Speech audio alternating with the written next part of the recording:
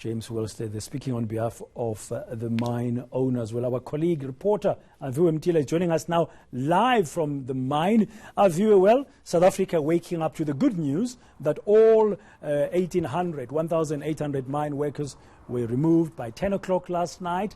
And James Wellstead, when I spoke to him earlier this morning, he said they're going to be looking into what caused the rails to fall and block the shaft yesterday.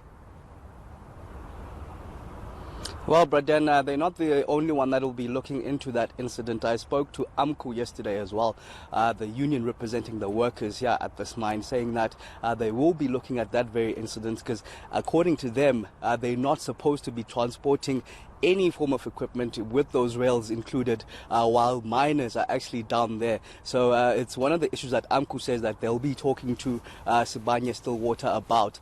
We do understand all 1,804 workers have been hoisted up to safety. I spoke to AMCU as well, the regional chairperson here in Northwest Province. He did say that about 15 of those workers faced injuries there, some of them in hospital now. And he did say that he'll be keeping us updated on their progress, but he did say that they're just minor injuries at this stage. Yeah, I'm sure AMCU's Joseph Matunjwa, the leader, they will not be very happy with what's been happening, particularly on the eve of Workers' Day. I asked James Wellstead, can they assure AMCU and other unions in general, and particularly the workers, that the Sibanye is safe? Because this is not the first incident that has happened in this mine.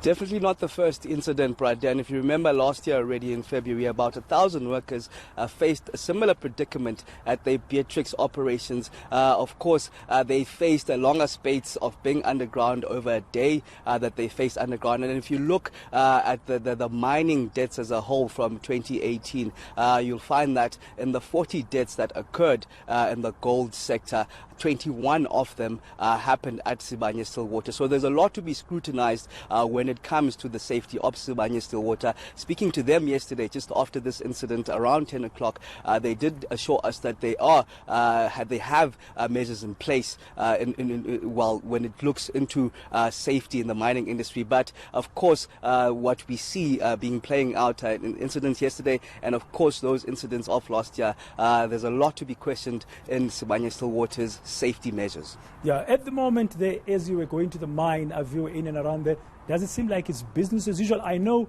it is Workers' Day, it's a public holiday today, but from what you could see, does it seem like things are back to normal? Well, it's a bit quiet at this stage, but we haven't reached the mine as yet. We're still making our way there to look at what's the latest there, but it's still a bit quiet. We understand even the national, the regional chairperson, I spoke to him earlier on, he was actually in bed. He did, in fact, take my call, but now it seems that there's nothing much happening here.